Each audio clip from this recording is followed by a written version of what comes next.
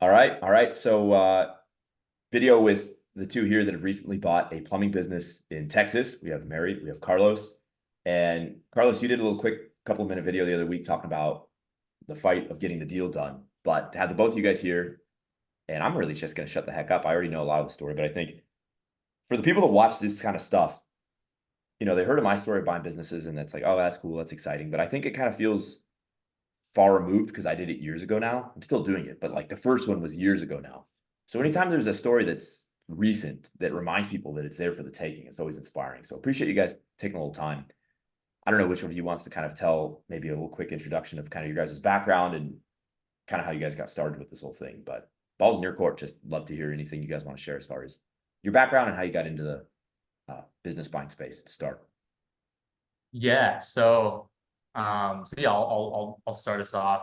Yeah, I mean we're basically just kind of looking for like an opportunity vehicle that was like bigger than the ones we were in, right? So my background's in marketing. I've ran a marketing agency for almost 10 years now.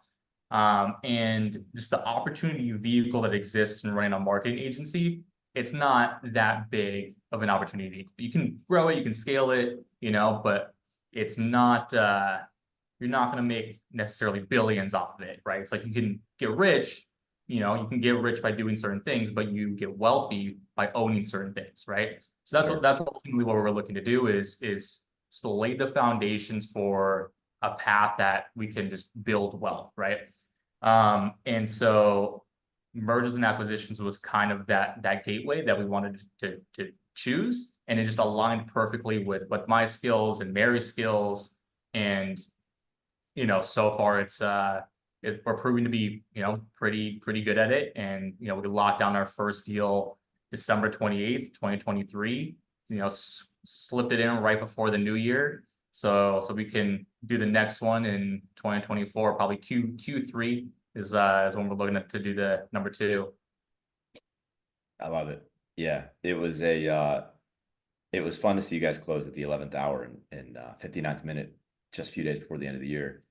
You shared quickly the story, Carlos, but just for the sake of really, I think, sharing that process, I know it's impossible to tell like the entire story because it was a multiple month process, but if one of you guys could highlight basically like how the process got to be and a couple of the pivotal points where, because I know there were a couple of key moments where it looked like it might happen, it might not happen, but any context you can provide as far as the buying business process itself of how you found it, maybe how you found the deal, how you negotiated the deal. Maybe we start there on the front end of like how on the front end did we find the opportunity and lock it down before we talk about kind of the back end. Yeah, so we had kind of a few different approaches. We used a lot of his marketing knowledge in trying to find things off market. So we had a lot of email sequences and kind of things going out in that way. And we found some, but none of them were exactly what we wanted on paper. At the same time, we were looking at more of the traditional options, things that were available through brokers. In total, I would say we probably looked at, I don't know, maybe like 50, 60 different businesses. We did LOIs with, And actually like looking at the books. oh, like thoroughly like, looking. like looking at the Sims, looking at their P&Ls, like signing NDAs for them. Very much breaking it down. And then, yeah, we did LOIs with probably 10 different companies. I would say we were under contract with 2, including the one that we bought. The other one we probably would have bought it and hated our lives. It ended up being terrible when you like actually started getting in there and looking at everything. We found out basically everything that we had known previously was a lie. So the books were very cooked, the ad backs were non-existent, just everything was an absolute lie. So we backed out of that deal, and that same, Was that the HVAC deal? Yeah. Yeah, I remember looking at that, and then they were asking a lot, if I'm not mistaken, 6 Yeah, times. they're asking about 5 times multiple, and then it wasn't worth, right? Like we started trying to like negotiate them down and looking at like SDE versus EBITDA, and like we got into like this big brawl with like the brokers of like, how to evaluate this thing. And then they just wouldn't budge on their asking price after we had it under contract, and then we just backed out. Yeah, and the day that we sent them the letter backing out, this deal, the one that we bought, came back on the market. Same day we got it through our lender prior to it actually officially being relisted. And we put an LOI on it same day. Yeah. And this is the lender that you closed with. Yes. Yeah. We know. Yeah. Yeah. Okay. Mhm. Fantastic. So actually this deal came from your lender. Yeah, I because love it. we were backing out of the HVAC. Yeah. Yeah. And this is something that you talk about, Jason, which is like, you know, when you exercise restraint Yeah. on like a deal, like it shows a lot to the board and everyone that you're working with that you know, you might have something in your hands that you can close on. And, you know, you could have a deal if you just want a deal, but ultimately, like, is that a good deal, or is it better to pass on that and wait for something better? So that was the path that we chose, is to pass on it and wait for something better, and like immediately like something better like plopped in our lap. Yeah. And it wasn't easy by any means to like close, but like like finding the initial deal, you know, the deal kind of found us in a lot of ways because we were able to exercise that restraint. Yeah. And because you guys have been out there for a few months really knocking on doors too, right? Like, yeah, you guys were not afraid to put in the work, which a lot of people are like expecting it's just going to fall in their lap. And you guys were a testament to the opposite, that you were active. Go ahead, Mary. I didn't mean to interrupt, but I think no, just because we had already looked at like literally so many deals that when we did get this one, we knew exactly what to look for, exactly what numbers and everything to kind of verify that we felt comfortable doing the LOI same day. That's fantastic. Yeah, that's a huge point too, is knowing what you're looking at and being able to size it up quickly so that you can jump on an opportunity when it's hot. Would you guys go back before we go forward real quick?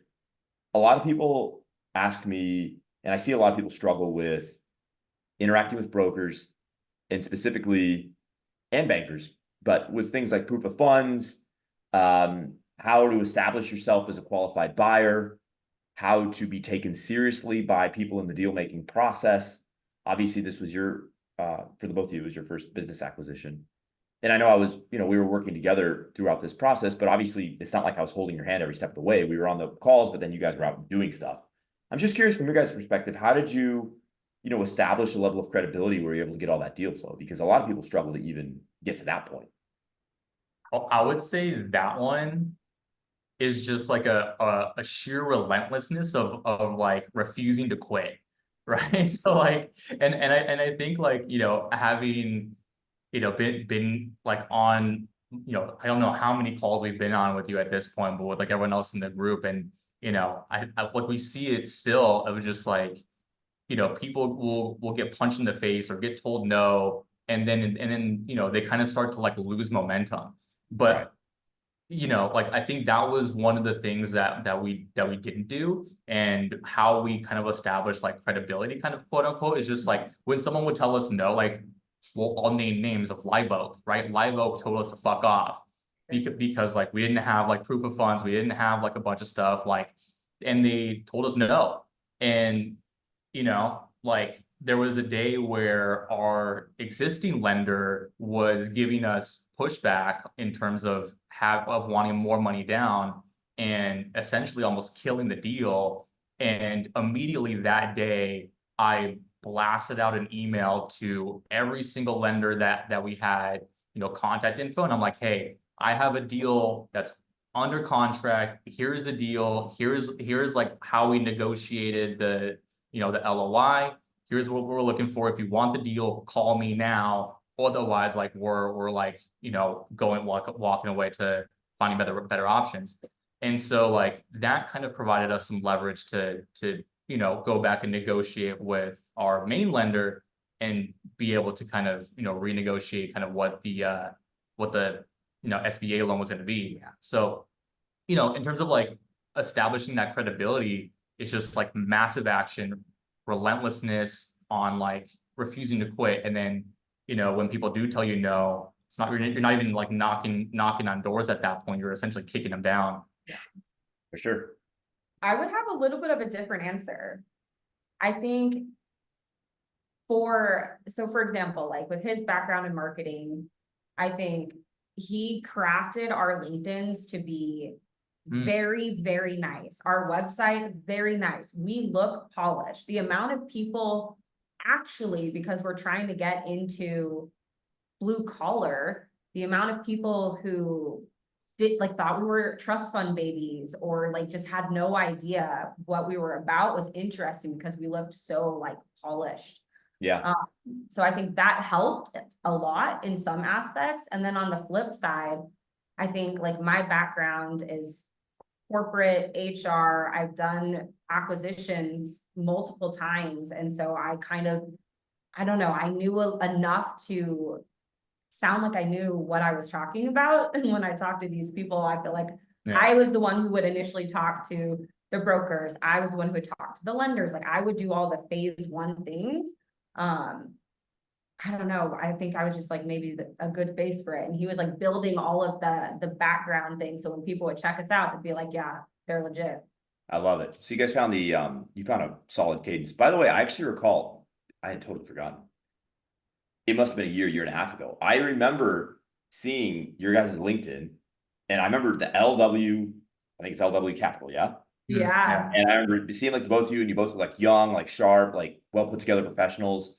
And it was something about like HVAC roll up. And I remember being like, oh man, these guys are like, I'm curious who they are. You know, I actually literally, and I'd forgotten about that entirely, but you just brought that up, and I do vaguely recall. That was all him.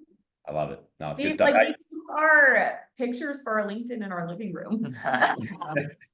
Doesn't matter if it looks sharp, it looks sharp. And that does really, you guys know, I believe that LinkedIn is an incredibly powerful tool. And to not position yourself well there is to leave easy money on the table, as far as I'm concerned.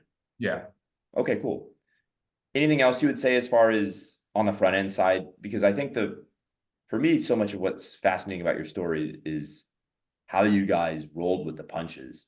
Because it took you a minute to close the deal, and the deal was like all but, I mean, I remember having one or two conversations with you guys where I threw a reckless abandon in your guys' direction because it felt like your deal was not going to make it, candidly. Like I was trying to be as optimistic as I could, but there were definitely points where it was like, this one probably won't make it, you know, and it did. Obviously, you guys closed it. So any insight you can provide and kind of back end information as far as how you guys stayed optimistic, what you guys did that you can share, that what you did to flip it right side up, and how you were able to take it from a deal that was exciting to a deal that was yours.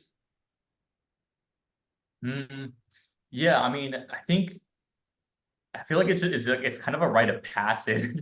I feel like in a lot of ways, like where the deal, you know, all but dies and you have to like revive it, you know, and I know like that's happened to you a couple times, and you know, I feel like there's not necessarily a way around it where the deal just goes completely perfect. I mean, even like, I mean, we were rolling with the punches like to the very end. Like even like the last week of closing, our like main closer was like on PTO, and I was like, "Are you kidding, bro?" and she had like everything like all packaged ready to go. We had to resubmit everything. Like like last minute, a ton of documents, like notaries coming over, and this new closer that just came into it. She's like, "Hey, I need like all these documents." I'm like, "We sent these to you like 3 months ago, and here we are like scrambling to like find these documents before the notary gets here." So like even till like the very end, it was like you're rolling with the punches. So like, you know, I would say like the closing process is one of those processes where it's like you have to be like on your toes, like bobbing and weaving like the whole time. So and for us it was like 6 months of closing because it just kept getting like pushed back and pushed back. So as you're like rolling with the punches, you're just being patient every minute and you know, just hoping that it's in the close. And it was like it was supposed to close like before Christmas. Yeah, before Christmas, and then it closed after Christmas, and then the like sellers paid off a lot of debt, thinking that it would be helpful, and then we had to wait for all of these like lien waivers. the lien rights. Yeah, so it ended up pushing everything back another week, and we were like, dear God, like when will this close? Yeah, it was. I don't know how much we want to go into this, but to the degree you guys can talk about the specific challenges you face, because I know you dealt with sellers that were slow. I don't think anyone would take offense to me acknowledging that they were definitely was slow moving. And it just felt like everything about it felt like every factor that was out there had a huge anchor tied to their feet that was just like dragging. It which made me so nervous because your deal was like always close, but always far and never closed. And me personally, like move the thing forward. And not that you guys weren't, you guys definitely were driving, but I've actually never seen a deal move quite as slowly as your guys' did, I don't think. Or at least it was definitely up there.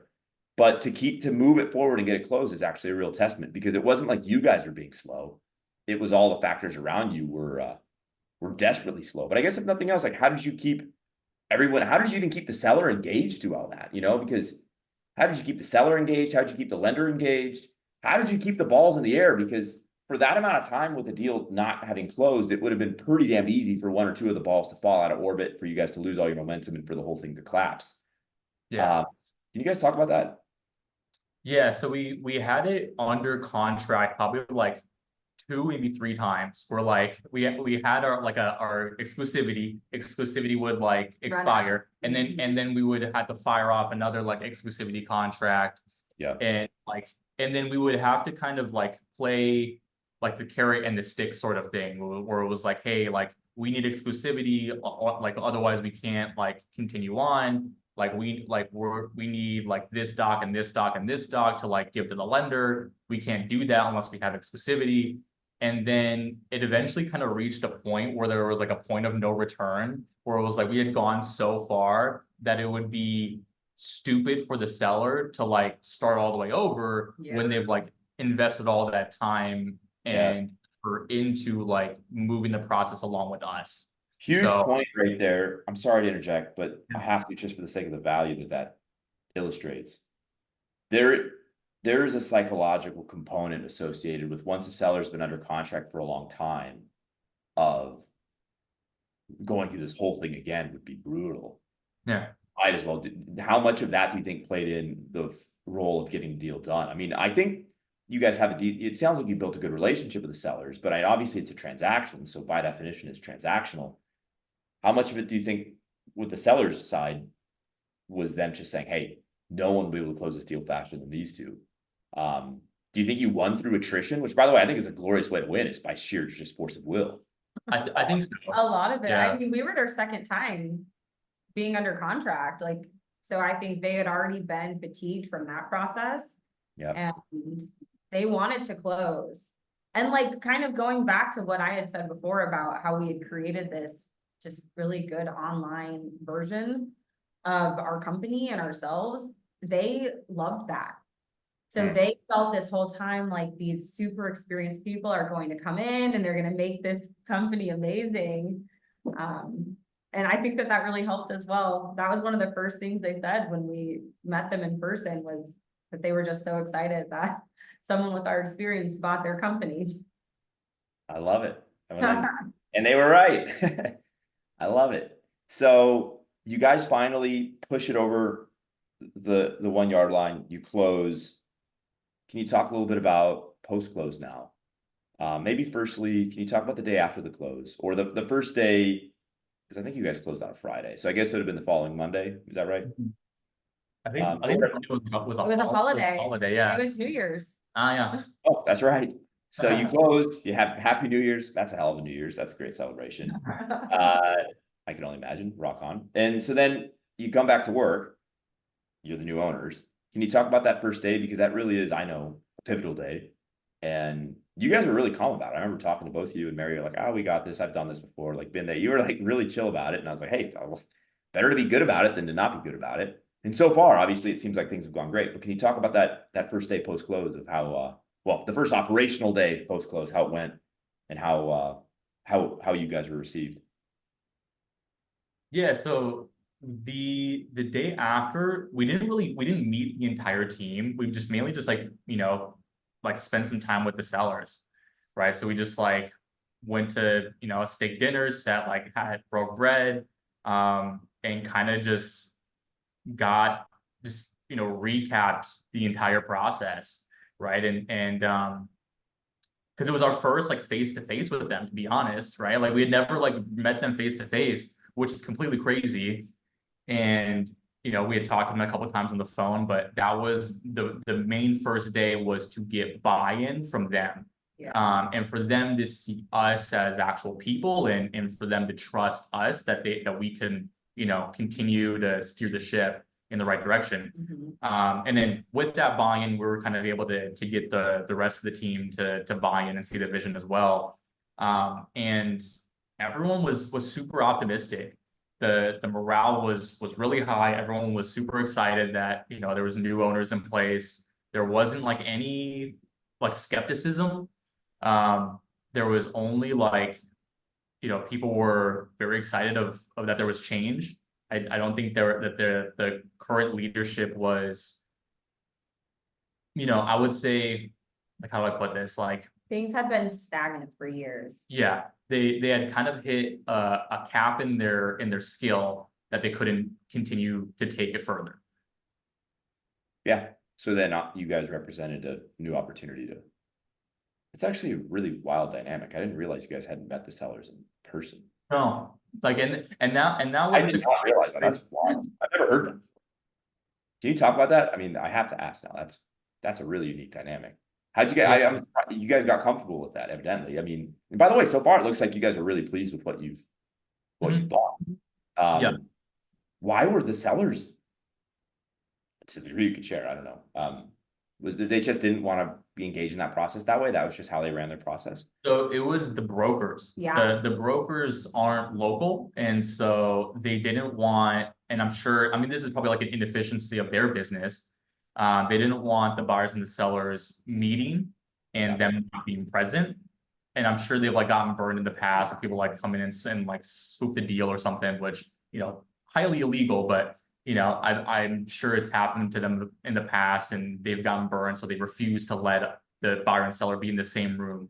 We didn't even have direct contact. We did not have the seller's phone numbers. Like every conversation we had with them was with the broker present. Yeah, which I've seen that part play out, but for there not to be the in-person is wild.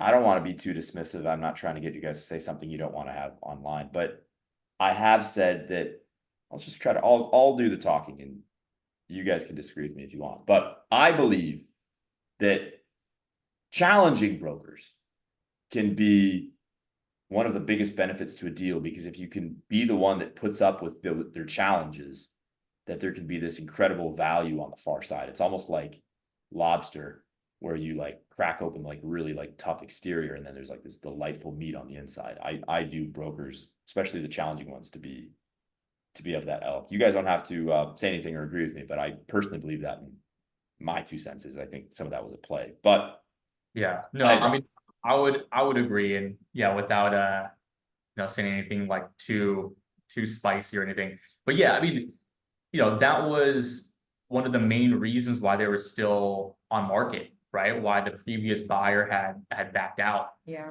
And so, yeah, I mean, if that a bad broker can actually be a blessing in disguise, and so like, because a lot of them will get good deals, and if no one wants to put up with that broker, it's not to say that the broker wasn't good to work with. It would just created a barrier and a bottleneck that we had to overcome, and be a little bit more comfortable with that risk of not meeting the sellers face to face, and just be able to stomach that, and just know that on the opposite side that the reward was worth the risk. Well, one of the things as well that I think gave you an extra level of confidence that the reward is worth the risk. You guys have any problem talking about your business evaluation and how you parlayed that into to the degree you're comfortable? And if you're not, then you don't have to share it. But I know you guys worked a pretty sweet deal where, so as an aside for those listening, the one thing you really can't get around in the business buying process with an SBA loan is you need a business evaluation. It's a business appraisal. It has to get done. The lender will require it. Usually it's about $2,500. Somebody's got to pay for it. So either you got to raise the money to pay for it, or you just got to write, a $2,500 check. You guys did what you had to do. You paid for it. And to the degree you guys want to talk about that, because I thought what you guys did with it was pretty exceptional on the equity side. Yeah, so we got our business eval around, was like 600, 700 over asking price. And then we were kind of able to use that, and this is a little bit of a pro tip for anyone listening, but we're essentially able to use that as leverage when we were fundraising. So once we had it under contract, once we got the evaluation, we were able to say, hey, here's kind of how this came back in evaluation. Here's, the asking price that we're buying it as. We're willing to give away, essentially quote unquote shares, using kind of a terminology that everyone's, familiar with using. It's like you buy shares of Apple or Google, whatever. So it's a very common term versus kind of more equity percentage. And so we're able to say, here's kind of the value of the price per share that we're willing to sell, for you to come in with an investment, versus here's the evaluation that came back from a third-party evaluator of what the cost per share would be when, we decide to sell. Right. So in other words, price per share that we negotiated was $10 a share. The third-party evaluation of the price per share is $17 a share. You're buying at this huge discount. Yeah, exactly. Right. Yep. And then you guys, I know that was useful, because one of the things you guys did to save the deal was you basically you added more seller finance, if I'm not mistaken. Yeah. You added more seller finance. And I believe that was like how we saved the deal in large part. It was like, hey, because the lender was saying, to geek out the structuring stuff, the lender wanted either more equity, less exposure, effectively, right? Right. Yeah, we want to do the deal, but we need a little less exposure. And it was like if I'm not mistaken, it was like a six-figure or multiple six-figure sum. Yeah, they wanted an extra 100,000 down. And this is something that, like, I feel like lenders get backwards, right? They think that, like, minimizing their exposure means that they give you less working capital, not more, right? Totally. But, like, it's backwards, because, you'd want more working capital to run the business, and that way you're more safe, and that way they're protecting their investment as well as our investment, right? So that's something that they, for whatever reason, just kind of go about it backwards. But yeah, I mean, for the equity component and the seller note, I mean, that was one of the things that you saved the deal on, right? Like, we called you up, and I remember this conversation that, we called you up and we're like, Jason, this deal's dead. Like, we're fucked. Yeah. What do we do? We had like properly mourned the deal. Like the night before, we had come to terms with, we are not getting this deal. And we I don't think we spoke for like 4 hours. We're like, all right, gotta deal with it tomorrow. Yeah. And then we called you. Yeah. And so let me back up and like give everyone like some context. Because basically what happened was the lender came at us and they're like, hey, we, the underwriting doesn't love the deal. They want an extra 100,000 down for equity injection from us. Or for us to give 30% of our company away to a plumber, because we are not plumbers. These are their two beautiful ideas. Yep. And so it just so happened that one of our board members, he's like, hey, good thing I have a very, wealthy plumber that just made an exit, and I'll link you up. And so we had spent probably about a month going down this path of kind of trying to wine and dine this investor to come in and give away 30% of our company to, and in exchange for, a pretty significant investment over not just one acquisition, but 3 was going to be the deal. And pretty much last minute, he backs out, and we're left high and dry to try and come up with this extra 100,000 on the fly. And that's when we called you up and we're like, hey, like, investors out, we don't have the 100K to extra to put down. And you came back and you're like, take it from the seller note. And so we already had, a couple 100,000 from the seller note. And so you're like, all you got to do is take that 2, flip it to a 3, and you're good. In theory, you guys did the work. It was just the idea. But well, it was one of those things that we had never even conceived of. And I think because you, having been through the trenches on a lot of these things, you came up with that idea, and we never would have. no one on our board would have. And, you know, without you in that kind of clutch moment, When the we deal would have been told dead. the lender, they were like, damn, that's a good idea. They didn't know. You know what? Now that lender follows, you may be seeing this, he follows me much more closely because he realized that I helped you guys close the deal. I think he realized to some degree that something may have happened. That's funny. That actually explains, you know, when you realize like someone's like liking your stuff and you never saw that before and you made the connection. I think that's funny. But Mhm. yeah, the reason that works is because the seller has deal fatigue and they're closer, they can smell the roses, they can smell the money. Yeah. And so your biggest partner as you go further and further in the deal becomes the seller. You Yeah. don't want to just Can change, ask. negotiate against them, but it's one of those where it's like either you do this or we're gonna have to pull back. And in Yeah, that moment, it's like, well, do you know what? Screw it. Like that only sharpens my pencil by 10% or 12%. I'm still gonna get it. It's just gonna be down the road. I think you guys put it on an on hold mechanism, if I'm not mistaken. yeah. Yeah, of course. But no, we didn't even ask them. We just said, this is what the new seller note is if you want to continue with us. Yeah, It's like, because it's binary. At that point, it was binary. yeah, Mhm. And then they said yes, obviously. That's fantastic. Love it. We actually took this in kind of a, we talked about the deal, we talked about post-close, we went back to this part, but this was juicy stuff. That's good. And it's useful because deals aren't dead until they're fundamentally off the market. I think that's a really important point, is like, as long as that seller hasn't struck a new deal with a new buyer, then it's definitely not dead. It just is on life support, you know, but it's still hooked up with life support, so it's not dead. So I'm really glad that I didn't realize that it was quite, I knew it was a bad day at the office when you guys were having those challenges, but I didn't realize that you guys had already mourned the loss of it. So that's oh, yeah, Yeah. oh, yeah. Totally. Yeah, and I mean, like at that point, it was what else do we have to lose? Like, what's the worst that they could do? Say no? Like it's like we had already like made peace with the fact that like we had already lost the deal. Yeah, So it's like, you know, it's worth a shot. And yeah, it worked out. I think actually we talked about that. Is like I always believe this, that you have your most leverage when the idea of death, metaphorically speaking. So I think there's this, I think it ties in a lot of things.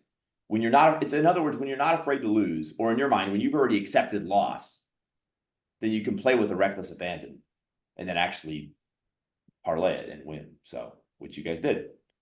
Cool. Any other before closing things that you guys think are relevant, or can we go back to kind of life post close now that you guys, you know, because I think that's a lot of people ask me actually in the comments and stuff, like talk more about post close, what life is like after you close. But anything else before close that you guys think is relevant?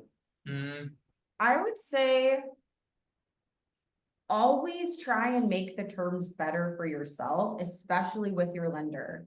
So we completely renegotiated how much working capital we would get. We renegotiated the terms of our payment, when it was interest, when it was due, when we started paying principal, everything to make it favorable for us. Like they give you a cookie cutter contract and you have to look like our business is what, like net 60, net 90, like your cookie cutter contract isn't going to work for us. mhm. So ask for what you want. The worst they can say is no. Yeah. I Yeah, love it. and I feel like that's a really good point too, because everyone's focused on negotiating, you know, the LOI and the deal, but they neglect that you also have a lot of leverage with the lender. Yeah. Yes. I remember when my first deal, when I got the commitment letter, and I raised an extra 50 grand from a doctor who was an investor in our deal, and I'd raised it under the premise that it was going to be working capital. Then the lender saw that it was getting contributed to the deal, and they shamelessly tried to pledge it as down payment. I had a multi-million-dollar commitment letter in my inbox, which was the biggest opportunity I'd ever seen in my freaking life. Mine, it's subject, you know, to Jason Rogers. Like, wow, this is great. But I knew in that moment I couldn't accept it because it was funny business with working capital.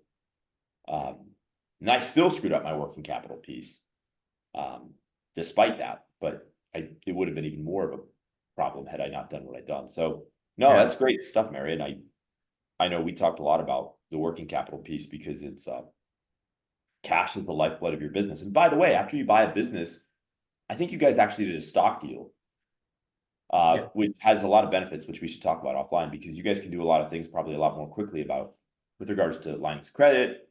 There's a lot of financiers, like if you guys want vehicles, which I know you guys got one, we can talk about that in a minute. There's a lot of things you guys should be able to tap into a lot more quickly because you already have this established track record as a business.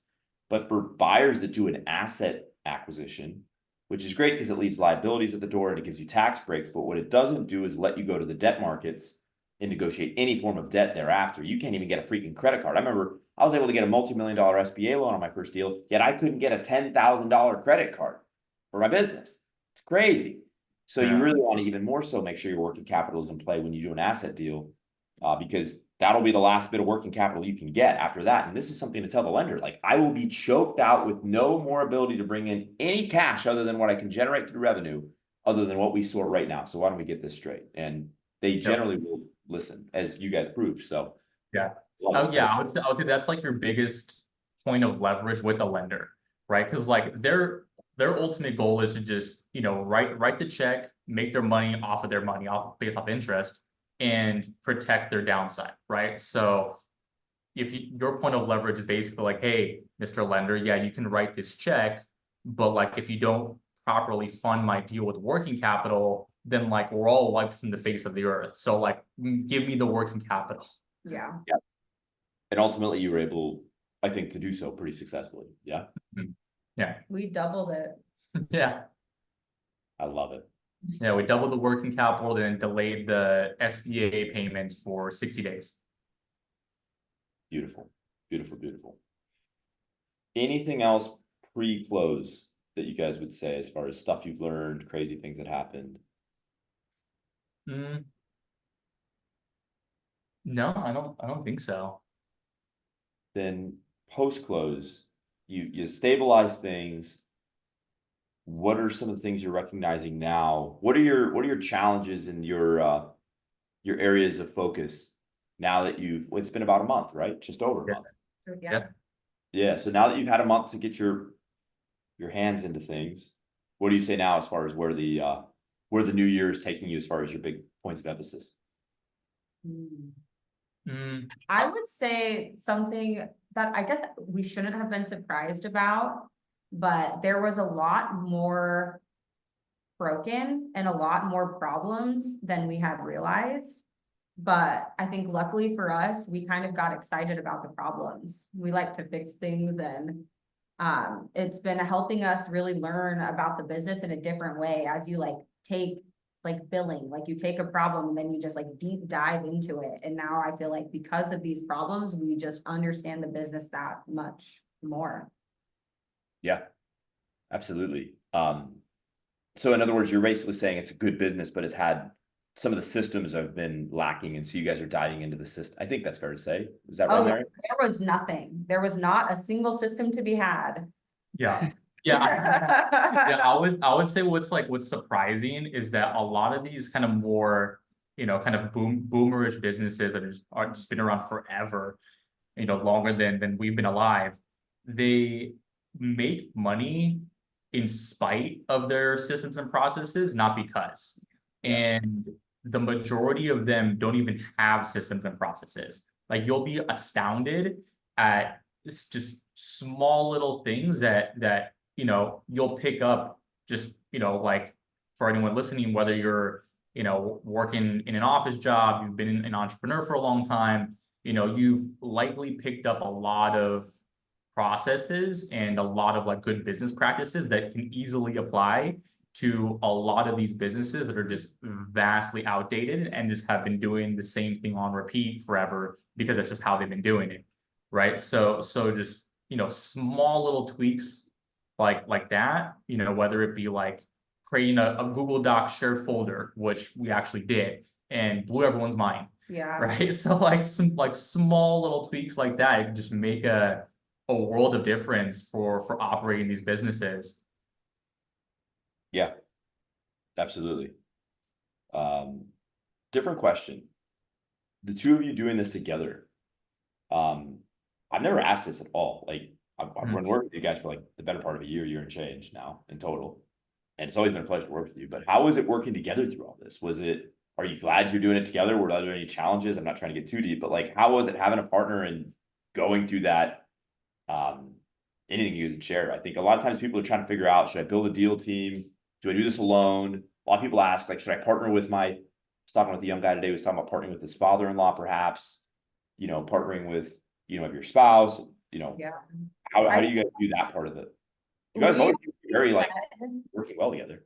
Go ahead. Excuse me. We always said that being a team doing this together was our superpower. Like, we were able to do things faster. Like, hey, I'm gonna tackle this thing, you tackle that thing. Like, I'm gonna respond to this person, you handle the lender. Like, I feel like doing it together just, I don't know, made everything better. Yeah. Yeah, you're able to like divide and conquer a lot more.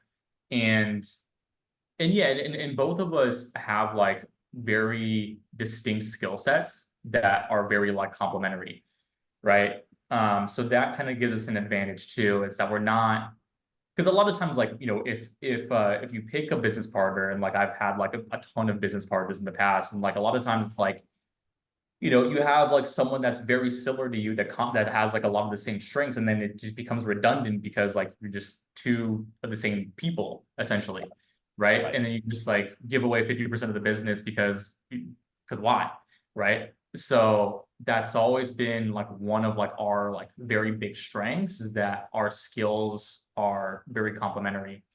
Um, and also just like having someone to like hold you accountable, right? I think a lot of people through this process would likely, and probably for sure, like had like, either one of us been doing this alone, there probably would have been, oftentimes where you're like thinking about quitting. Never once was that ever crossed our minds, and so we're always kind of there to pick each other up if we get punched in the face, and hold each other accountable. Like, we're gonna like get this over the finish line, or like we're gonna like die trying, basically. And there was no real, question that we weren't gonna do this. It was just a matter of time. And so, having someone there to like support you in like when like in the dark times, and like to high five in like the good times, like is pretty significant. I don't think that, that is to be understated. I think having the right partner, should you like choose to like go down that path with someone, can actually be a smart strategic move. I love it. Anything you would add to that, Mary? No, I feel like that's spot on. I mean, like, given my background, like, I am a true corporate 9 to 5 HR kind of girl. I would never have taken the leap to doing this if it weren't for him encouraging me to, even given the fact that M&A was always my passion. That was my favorite part of doing HR. Wasn't HR, it's always M&A. And so I feel like he really challenged me to leave the 9 to 5 and figure out how to make M&A like something that is the focal point of my life. And I'm very grateful. I love it. I love that. As an aside, this is you were bringing the part a minute ago. I want to ask you guys in a minute how you guys decided to go forth with M&A. But first, with regards to having somebody that's in your corner, I remember when I got started, I joke, although I don't joke, it's true. When I started with Brighter Living, my first company, where I bought a mobile home park out in Nebraska, I was broke when I started. Like, I'm broke enough to where I literally was like sleeping on my grandmother's like spare room, like this awkward couch. She's like 96, 97 now. She's a champ. At the time, she must have been like early 90s, like, amazing woman. And I remember every day I would like do something, and I would like share with her my wins. It was just like literally my 90 some odd year old grandma and I. And every day I would share with her my wins. And when I would get a first down, I would like get on one knee, like the first down sign, and like do that. And she would be like, "Oh yeah, let's go, mijo." Like mijo, Latino based, Carlos. And she was just cheering me on every single day. And, obviously after a couple of months, then like the deal was moving forward, and like I had to like move out, and like that was that. But in those early days, it's so corny to say, but it's true. Is like that gal was just like cheering me on. Like, let me make you a sandwich. Like, just like feeding me, and then just supporting like nobody's business. And I mean, it was such a different relationship. Obviously, she wasn't my business partner in any respect, but she was it was just somebody that was in your corner, like saying like, giddy up, cowboy, let's get this happening. So no, love it. There's something to be said for solving for the human side where, you feel compelled to have to make it work. And so I totally relate. Different topic. How did you guys decide to do this? We were in Italy. And so Carlos has his own company, so he is his own boss and has no PTO, and I had a 9 to 5 job, and I spent 2 weeks in Italy and I left because I had to go back to work, and he got to stay for another like 3 weeks. And that whole time I was like, why? Like, why do I have to go back to work? Like, this is so stupid. Like, I don't want to do this.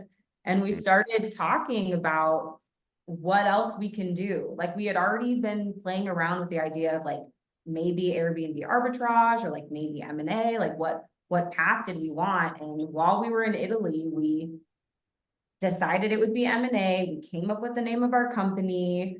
We came up with the colors of our company. Like, we planned the whole thing. And when he got back, we came up with the whole plan. And it included too, mind you, at the time, we lived in a different state. So the plan included moving to Texas to do M&A. Like, the whole plan came about in Italy. That's amazing. And actually it was Jake, wasn't it? Mhm. Yeah. Yeah. So He had some influence. I remember he said something about like, yeah, I know these folks, like da da da da da da. Like I forget what happened, but something had involved him, if I'm not mistaken. Yeah, so we had like gotten like a couple different courses on M&A. Yeah. Some shit, some decent. Yours obviously the best. Mhm. And you know, came highly recommended from Jake. And yeah, he's like, you know, talk to Jason. Jason, he's helped me with a deal in the real estate space. Like, he'll help you guys out. And so yeah, so that's how we ended up finding you. I love it. It's just it's been a minute since I've talked to him. We did one of these a while ago, but yeah, he's a character. I love it. But anyways, anything else you guys would share just as far as somebody getting started? I know you guys get asked this on the group calls a lot, like, you know, the people who come in of like, hey, if I'm getting started, what would you advise? But, you know, having just done it, is there, you know, something you would say to somebody who's looking at this or watching this thinking like, I might want to buy a business, maybe with regards to like who this is for, who it's not for? Because I don't think this is for everybody. I'm sure we can agree this is not for everybody, but it is for, there is a cohort of people that I do believe it's absolutely for. So maybe if you guys could talk about like who it's for, who you think it's not for, and then like for those that it is for, like what would you say would be keys to actually pulling it off? You want to go first? You go first. Well, so I guess not answering your question directly, but the first part of the question. Yeah. There is another person in this space who has a course that we took who I loved. And they always say that M&A is so easy and anyone can do it and it doesn't cost any money out of pocket, and it's just like, you can go just buy a business tomorrow. So I think my biggest thing is that it's not easy. Not anyone can do it, and it likely will cost you money out of pocket, and you have to be realistic going into this, what it actually is and what it is not. And it's amazing, but it's like, it could be a lot of hard work, and you just have to know that it's going to cost more, take longer, require more effort and energy than you think it will. Sure. Yeah, I totally agree with that. It's some people stumble into it really easily, relatively speaking, but most times out of 10, the way people get the first down of getting the deal done, I notice, is by just like grinding it. I've seen a few examples where every now and then I see someone who does just kind of like have a deal kind of fall out of the sky. But to me, I see those examples as being like 1 or 2 out of 10. The other 7 or 8 or 9 out of 10 are more like, that's how I did it. It's more how you guys did it. There's another fellow that closed a deal a few days after you guys that I've worked with for a while. He was fighting it for the better part of a year. that story I think is a lot more common, which I don't think is talked about all that much because it doesn't sell as well, but it's the truth, I would say. Anything you would Yeah. add, Carlos? Yeah. I mean, I would say all of that. And I think I mean, to probably like answer like the second part of your question of like who it's for versus who it's not for, I would say like it requires a certain level of conviction that for one, you can like pull something like this off. And two, actually being able to like step into like the version of yourself to like buy the business, right? So like there's a little bit of like a mindset there. And I'll give you like an example. So like there's an easy way to tell of like do you have the level of conviction? And for me, through the process was like if I'm like meeting someone new, right? If I'm like networking or whatever, like talking to someone new, when they would ask like, what do you do? And I would notice my brain change along the way of like going from like, yeah, I do marketing versus like I buy businesses, Yeah. right? And so like there's a certain identity shift that I feel like you have to have. And if you're not willing to like have that full-on conviction and like step into that version of yourself, then it's probably not for you, right? And it's like it's cool to like change your LinkedIn bio and like say like, hey, I do M&A, but there's a whole other side of that conviction that's just being fully committed to getting it done and fully like embodying that version of yourself that's going to get it done no matter what. Yeah, that I really relate to that because I remember when I was getting started and I was broke and I was telling you I was with sleeping at my grandma's place for a minute. And in my mind, it was like just a absolute requirement that I bought. At the time, it was a mobile home park, but it was in my mind, I didn't even understand the arbitrage or the financial difference, which is meaningful, but I didn't understand at the time. Dumb but confident. But I was just so certain that that's what I had to do. So much so that I was just posting YouTube videos that actually got people to watch, where I was like saying, I have to do this. And then it's like, okay, everyone's expecting you to. But to that end, the ones that win are the ones that decide um, that they will. And I think it's really telling how people use words. Like, so for example, I'm trying to do this versus I am doing this. Mm-hmm. That's such a fundamental difference. And I think auditing your own speech, not your guys's, like, although, yeah, I think everyone, but I'm not giving you guys advice. Now you guys have done it. But I think for all of us, just auditing your own speech and how you speak about things says a lot more about whether or not you'll actually do something than rather not just than how you engage with some guy you met at a coffee shop or at a bar or at some event. You know, Right. it's less about whoever you're talking to and more about how you're hearing yourself talk about the thing that you Yep. either must do and will do, or you're flirting with that you may consider doing, or if it goes the right way, then yeah, sure, but it's Mm-hmm. much less certain. No, absolutely. Yeah. Awesome. I don't want to hold you guys forever. It's been a proper minute. I really appreciate you guys. You guys were always on the calls, always just getting after it. Always had a great attitude. Always were helping others in the group. Still do. And just want to say thank you. And by all means, as you guys know, hit me up anytime for anything because now it's like, as you guys know, now the fun has just begun. And not that I have all the answers, but happen to both be in the plumbing business now. And as you know, we've been talking offline. There's a lot of fun stuff to be had now as far as growing the business and getting your margins up and tracking the work and improving the business. So the real fun begins. And now you guys get to build a real enterprise. But anything else before we go? No, I would just say, yeah, we appreciate you too, and kind of what we said on here. Like, I don't think we would have gotten this done if it weren't for you. I mean, we might not have, probably not. So, I think you've been quite instrumental in helping us to accomplish this, in more ways than just saving the deal, right? I think you learning. guys would have got it done. I do think you would have got it done. You might not have got that one done. For I sure. do think you would have got it done. I really do.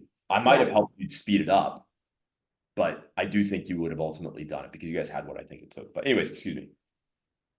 Yeah. No, that's fair. That's fair to say. But yeah, I mean, yeah, I would say to like anyone that's like, thinking about getting into M&A, I would say like you out of anyone in the M&A space are like giving people the actual sauce Yeah. versus everyone's kind of giving the fluff and selling the pipe dream, versus, what you talk about is the real stuff, the real nuts and bolts. Mhm. So yeah, I appreciate you and all the guidance, and yeah, we'll talk soon. I appreciate it, both of you guys. It's been a pleasure. Appreciate the nice words, and we'll talk soon, guys. I know we'll talk soon. So, all right, guys. Night, y'all. Bye. Bye.